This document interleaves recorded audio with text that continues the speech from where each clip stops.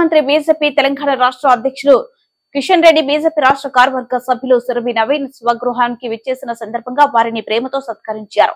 మోదీ నాయకత్వంలో కిషన్ రెడ్డి గెలుపుకు సికింద్రాబాద్ పార్లమెంట్ నియోజకవర్గం పరిధిలో ప్రతి ఒక్క బీజేపీ సైనికులు అందరూ కంకణం బుద్ధులై పనిచేయాలని పిలుపునిచ్చారు.